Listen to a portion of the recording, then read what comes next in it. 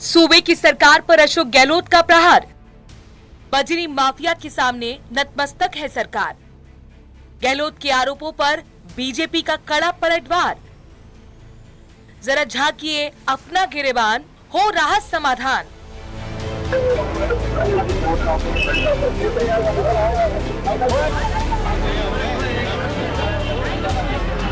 सूबे की सरकार पर पूर्व मुख्यमंत्री अशोक गहलोत का हमला बरकरार है।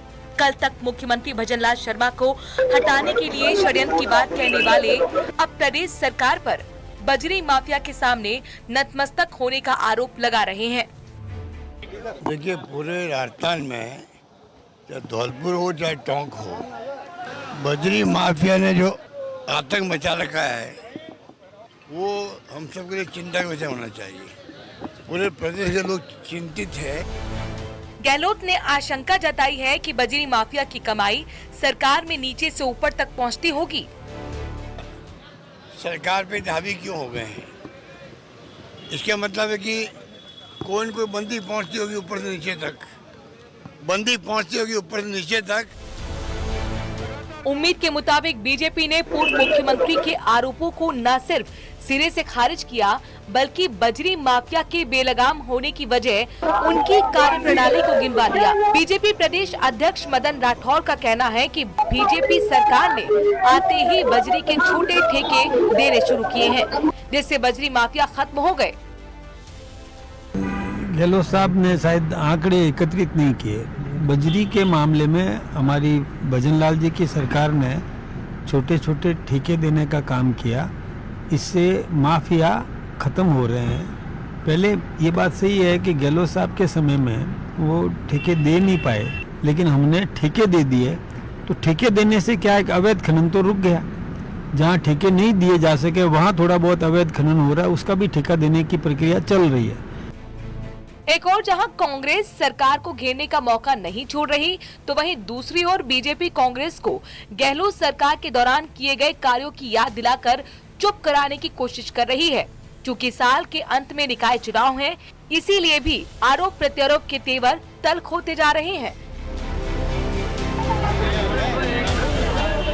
Bureau report, news 18 Rajasthan.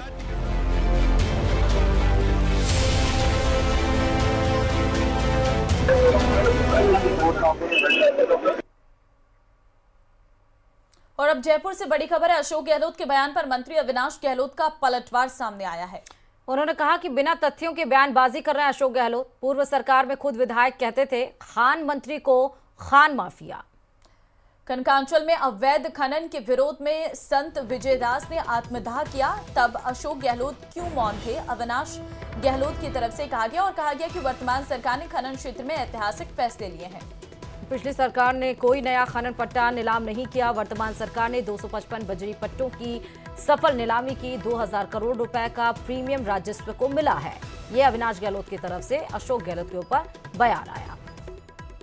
Congress के वरिष्ठ नेता और पूर्व मुख्यमंत्री अशोक गहलोत जी, मुझे लगता है अवैध बजरी खनन को लेकर के बिना किसी वजह के बयान दे रहे हैं।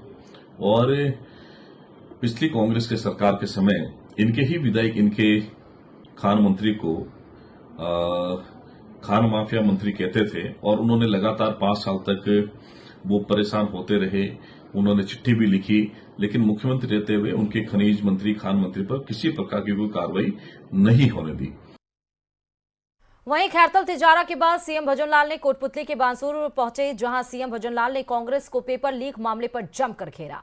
उन्होंने कहा कि कांग्रेस सरकार ने 19 में 17 पेपर लीक किए और युवाओं के भविष्य से खिलवाड़ किया। उन्होंने और क्या कहा, सुनवाते हैं आपको।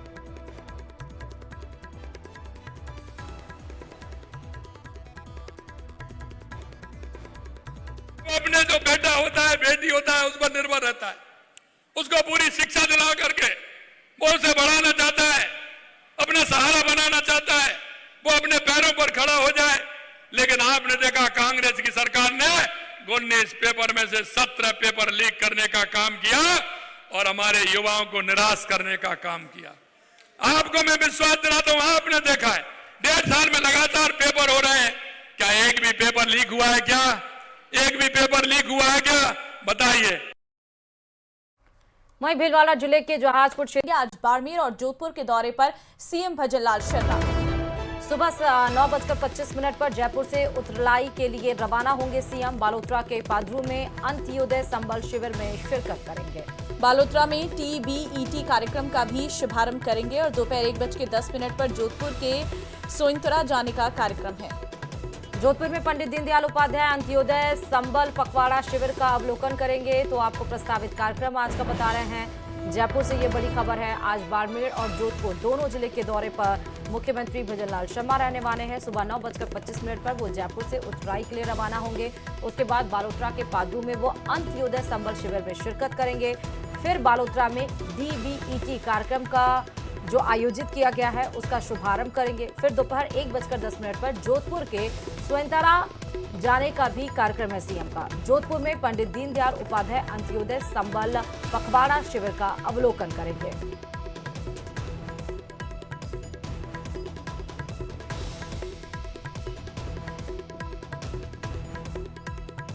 तो सीएम का कार्यक्रम हम आपको बता रहे हैं, जहां पर मुख्यमंत्री आज 2 जिलों के दौरे पर रहने वाले हैं।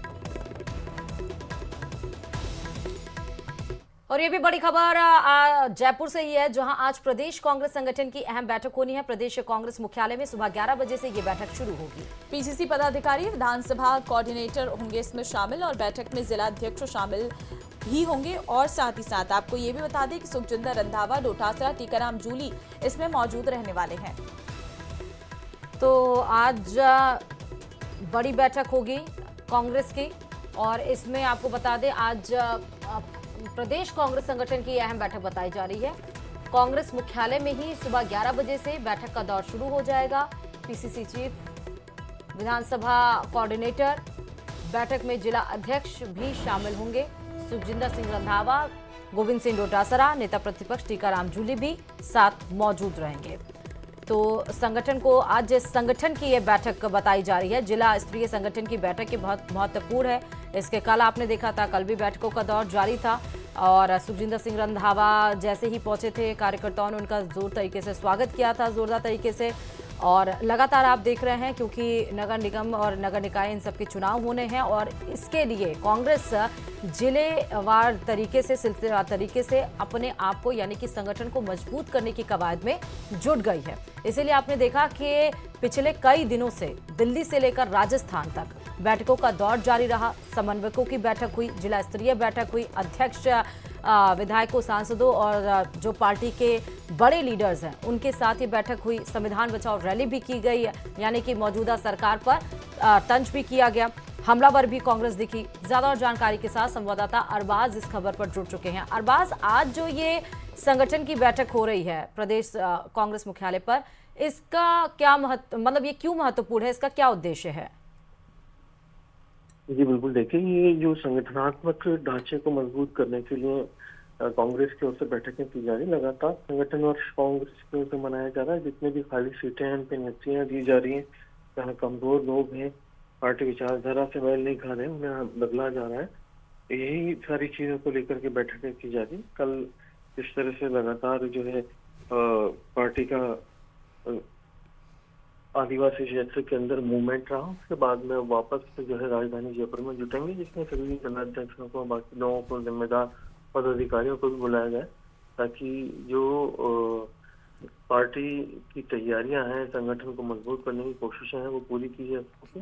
और पिछले कुछ दिनों में जो दिल्ली में बैठक रही आला पदाधिकारियों को, जो संवाद हुआ है आला कमान से, वो आगे तक सीधे 1 to 1 पहुंचाया जा सके। ये कहीं ना कहीं कोशिश जो है कांग्रेस की प्रदेश की जो टीम है उसकी तरफ से की जा रही है, जिसमें प्रभारी जो है रंधावा खुद मौजूद रहेंगे, PCC गोविंद सिंह डोटासरा रहेंगे, नेता प्रतिपक्ष जो है टीकाराम जूली वो भी यहाँ मौजूद रहेंगे।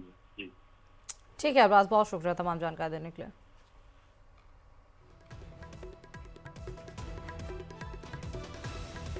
और जयपुर से एक बड़ी अपडेट आपको देंगे। उदयपुर में जयपुर ACB टीम की बड़ी कार्रवाई देखने को मिली है।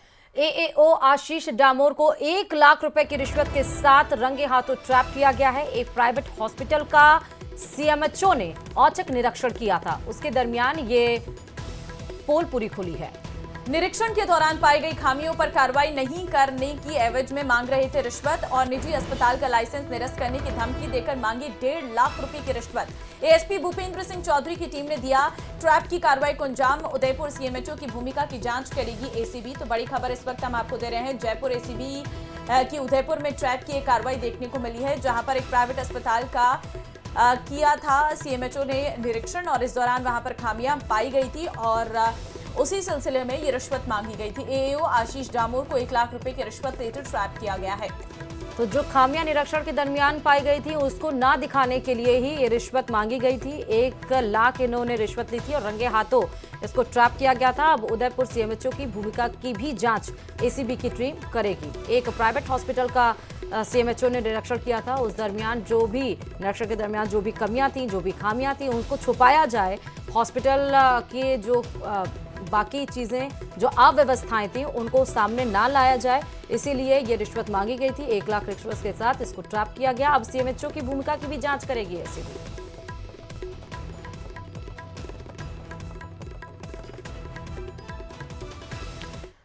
और चलिए बात नागौर से बड़ी खबर की। धनंजय सिंह खेमसर की फेसबुक पोस्ट वायरल हो गई है। एमपी हनुमान बेनीवाल को खुले मंच पर बहस करने की इन्होंने चेतावनी दी थी। पोस्ट में लिखा है, न नेता न नायक, सिर्फ स्वार्थ की सौदागर, सत्ता के प्रलोभन में जनता के साथ अन्याय और सरकारी संसाधनों का दोहन, यही आपकी विचारधारा। आपने जो राजनीति चुनी वो ना नेतृत्व की रही ना जनसेवा की। पोस्ट में बेनीवाल से मांगा जवाब, आपने जो राजनीति चुनी वो ना नेतृत्व की रही ना जनसेवा की। वहीं पोस्ट पर बेनीवाल समर्थक अलग अलग प्रतिक्रियाएं भी दे रहे हैं। हम आपको धनंजय सिंह खेमसर का वो पोस्ट भी दिखा रहे हैं जो इस समय वायरल हो रहा है। अब हनुमान बेनीवाल के जो भी समर्थक हैं, इस पोस्ट पर उनकी अलग अलग रिएक्शंस भी आ रहे हैं।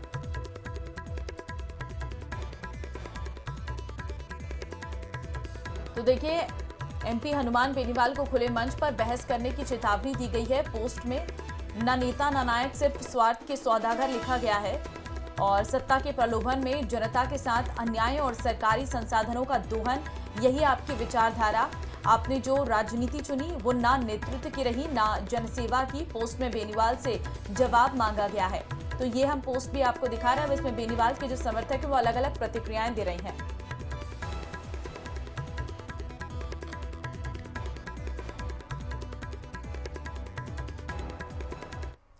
और सांसद हनुमान बेनीवाल को सरकारी आवास खाली करने को लेकर विधानसभा अध्यक्ष वासुदेव देवनानी की ओर से नोटिस जारी किया गया है। इस कार्रवाई को लेकर प्रदेश की राजनीति में घमासान मच गया। हनुमान बेनीवाल ने इस कार्रवाई को सरकार की राजनीतिक बदले की भावना बताया है। वहीं न्यूज 18 से खास बातचीत के दौरान उन्होंने कई मुद्दों पर खुलकर अपनी राय भी व्यक्त की है। आप भी सुनिए। आपका जो बीजेपी के प्रदेश अध्यक्ष हो रहे थे मदन राठौड़, A3 102 के अंदर जो भाजपा के प्रदेश अध्यक्ष हैं, वो किसी और के नाम से करा के गलत तरीके से रह रहे हैं। ये आपके सुरेश मोदी MLA जिनके घर में कोई और रह रहा है, अनीता के घर में और कोई रह रहा है, रोहित बोरा जी के यहाँ अशोक गहलोत का OSD शशिकांत रह रहा है, ये आपका A3 401 कन्हैयालाल मंत्री ने एक अपने नाम ये कर रखा है, इसको गेस्ट हाउस के रूप में उपयोग करता है, और एक बड़ा बंगला है। बेडम का घर यहाँ है, हीरालाल का यहाँ अभी 10-10 दिन पहले खाली हुआ, तो यहीं अभी तक खाली भी नहीं कब्जे के अंदर है। CM की प्रेस अटैची, भजनलाल की प्रेस अटैची को भी बंगला दे रखा है। देवनानी जी ने 4 बंगले ले रखे हैं खुद। OSD को अलग है, KK शर्मा को, एक थानेदार साथ में रहता उसको भी बंगला है।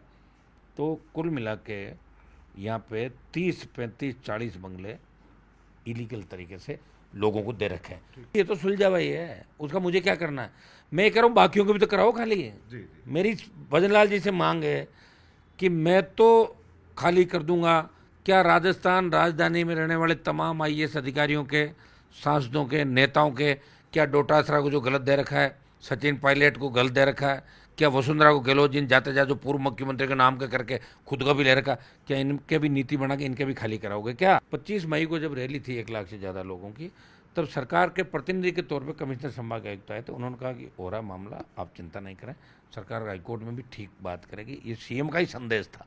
CM का संदेश लेके तो वो लोग आए थे और सरकार की तरफ से CM ने भेजा उनको वार्ता करने, तो कमिश्नर मंचों पे थोड़ी आते हैं। हमने बात उनकी मान ली, लोगों का आप जाइए, नहीं तो 4-6 घंटे बैठते, लेकिन तुम्हें कोई लेता है इनसे। हमने सरकार का भरोसा किया।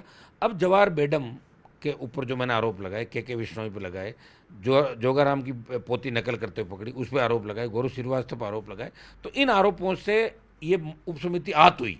और भजनलाल जी को कहा कि साहब कुछ भी मत करो, हम तो बिल्कुल इस करेंगे नहीं, हम तो ये करेंगे कि हनुमान जी ये रिपोर्ट आपको ये देनी है कि उप समिति नहीं रद्द नहीं कराना चाहती। तो देखो 2 रिपोर्ट दिए, लिखा कि उप समिति ने कहा कि रद्द नहीं करें और सरकार ने कहा कि अभी रद्द करना जल्दबाजी है। ज्योति मिर्दा एक नागौर के अंदर टिकट की नेता है, खुद की उसकी कोई पॉलिटिकल हैसियत नहीं है, और पार्टियां बदल बदल के वो परिवार लंबे समय राजनीति में रहा और 4 बार चुनाव हारने से मानसिक रूप से भी काफ़ी पीड़ित है।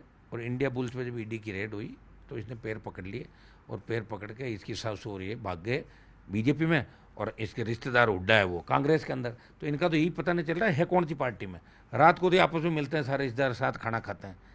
और इसको एमपी में बना दिया 9 में।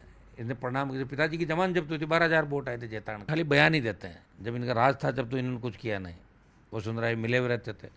अब भजनलाल जी मिल लिए कांग्रेस वालों से, अंधेरे में लोग चले जाते हैं भजनलाल जी के पास। गौरव श्रीवास्तव और कुछ ऐसे लोग हैं जो सीएम के इर्द गिर्द रह के चलाते हैं। बजरी माफिया और लीकर का सारा काम ये लोग देखता है, इसमें कोई दो राय नहीं कि मोटा पैसा इन तक जाता है। अभी रिया के अंदर जो बजरी की माइन से थी, जिनकी खिलाफ कार्रवाई करने में गया और वह कार्रवाई भी, उसमें ज्योति मिर्दा और 5 बीजेपी के विधायकों की